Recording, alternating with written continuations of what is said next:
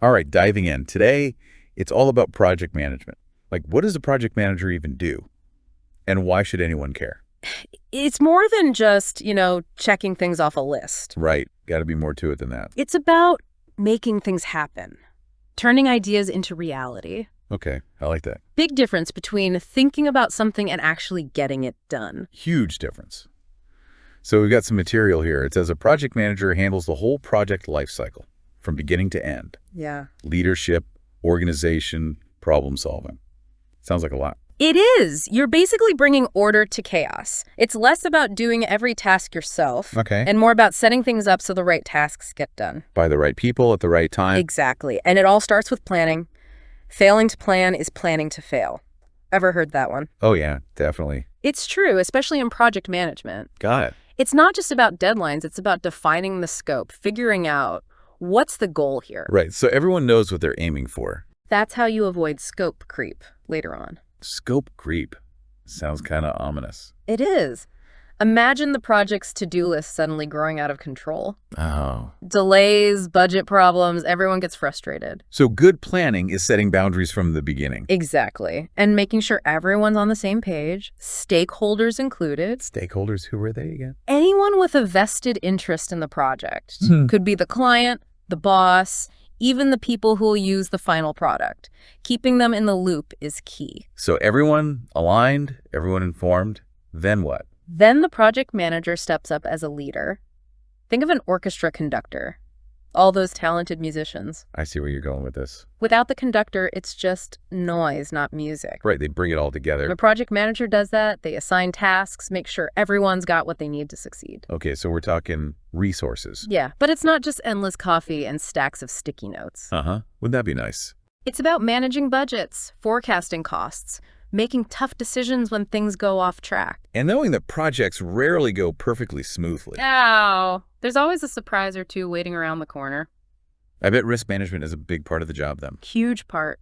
A good project manager doesn't just react to problems, they try to anticipate them. So, like thinking ahead, what could possibly go wrong? Exactly. Technical issues, delays, even personality clashes within the team. Oh, I hadn't even thought about that. It's all part of it. Having those what-if plans in place can save a project from completely derailing. Okay, so we've got the plan, the team. We're handling those unexpected bumps. Communication has got to be crucial, right? Keeping everyone informed. Absolutely. Communication is the lifeline. The project manager is the central hub. Makes sense, like a central point of contact. They're giving updates, answering questions, making sure everyone's in the loop. No one likes nasty surprises, especially when it comes to work. Exactly. So we've planned, the team's moving, we're handling the hiccups, everyone's informed. What's next? Time to launch. Ship the project out the door. Almost. But first, quality control. We have to make sure everything meets those standards we set way back in the planning stage. Okay, making sure it's all top-notch. It's like a chef tasting their dish before serving it. I like that analogy. You want to catch any flaws early on? Before they become major problems. Exactly. Phew, this is a lot. It is, but remember, we're breaking it all down. Okay, good. Focus on building that strong foundation, one step at a time. So in this first part, we've gone from what does project manager do to why is all this important? We even touched on some of the challenges along the way. And we're just getting started. Right. Lots more to explore. So we'll take a pause here. Right. Give you a moment to process all this. Back soon with even more insights into the world of project management. Welcome back. We covered a lot in a short amount of time. We did. Scope creep, stakeholders. Projects are surprisingly complex. They can be. But that's why project management is so important. Okay, I'm following you. It's not just checking boxes, it's understanding the why behind it all. Right. So beyond the tasks themselves, what's the big picture? It's turning ambition into achievement. Projects make progress happen. So a new app, a marketing campaign. Even planning a community event. Anything with multiple steps, a goal in mind.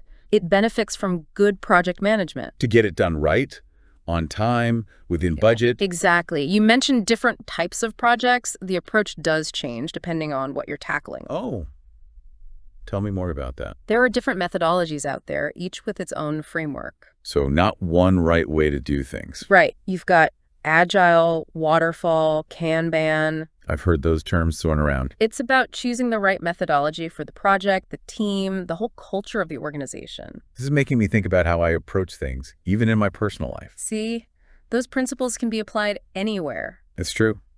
But even with the best planning, things can still go wrong. Right. Nothing's foolproof. There are definitely pitfalls to watch out for. Like what? Well, one we mentioned earlier is over-planning. Getting stuck in the details. You can spend so much time on a perfect plan that you actually slow things down. So finding the right balance is key. Absolutely. Knowing when to stick to the plan and when to be flexible. And trusting your team. Right. Trusting their expertise. We talked about leadership earlier. Leading a team. Different personalities, different working styles. That's got to be a challenge. It is. Every project involves people, and people are, well, Complicated. let's just say everyone brings their own quirks to the table. No argument there.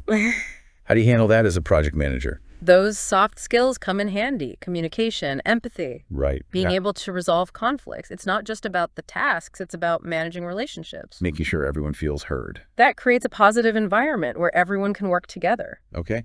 Makes sense. But then there's also stuff you can't control, right? External factors that throw a wrench in the works. The plot twists.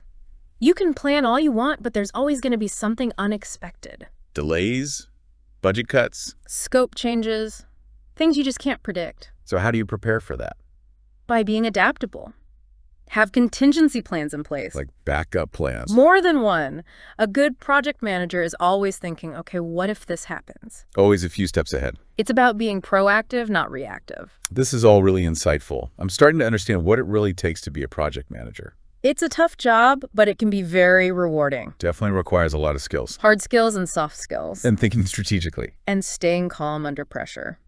Before we wrap up this part, Okay. remember scope creep. We talked about it briefly earlier. Yeah, the project's worst nightmare. Basically, the goals start to expand. Little by little. And before you know it, you're way off track. Loan deadlines, over budget, not good. Not good at all. How do you prevent it? Clear communication. Define the scope clearly, document it all.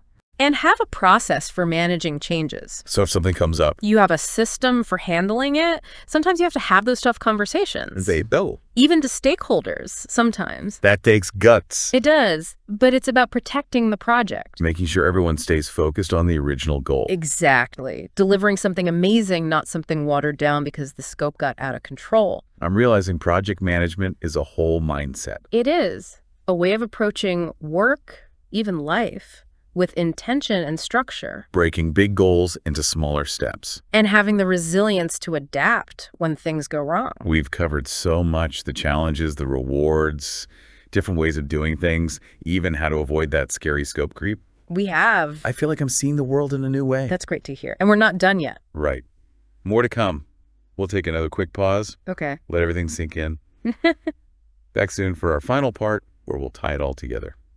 Back for the final deep dive.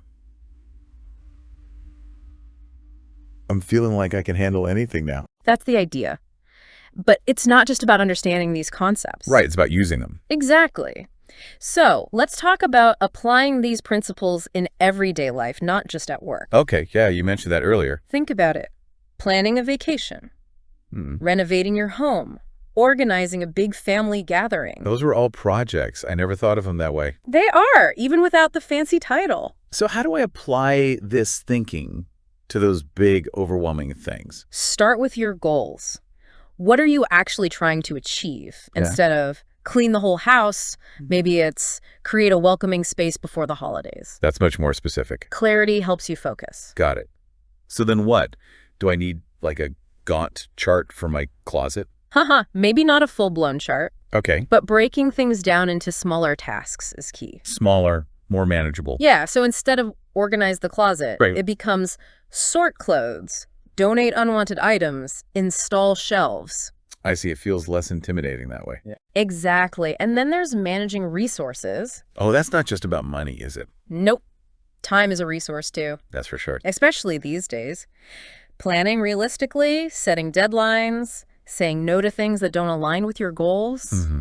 It's all about using your time wisely. And what about those unexpected things that pop up? You mean like when the caterer cancels on the day of your party? Exactly. Do I need a risk mitigation plan for that? Maybe not a formal document, but Thinking about those what-if scenarios can help All right. have backup options ready.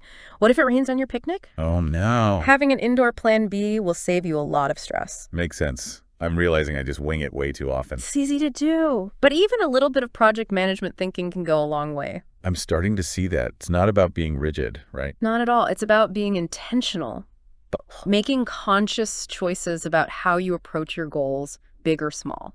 So as we wrap up this whole deep dive into project management, Yeah. what's the key takeaway you want our listeners to remember? That project management is a skill set anyone can develop, and it can make a real difference in your life. Not just at work. Right. It's about empowering yourself, turning those dreams into reality. From work projects to life projects. Exactly. Writing a book, starting a business, learning something new. Project management principles can help you get there. So as we say goodbye, we want to leave you with this question. Okay. What project in your life is waiting to be unleashed? What have you been putting off because it felt too big or too scary? Take what you've learned here and go for it. You don't need a fancy title to be a project manager. That's right. Just the willingness to plan, to organize, to lead. And to persevere when things get tough. Who knows, maybe this deep dive has sparked something new for you. A new passion, a new path. Or just a newfound confidence in your ability to make things happen. It's all possible. Until next time, happy planning, everyone.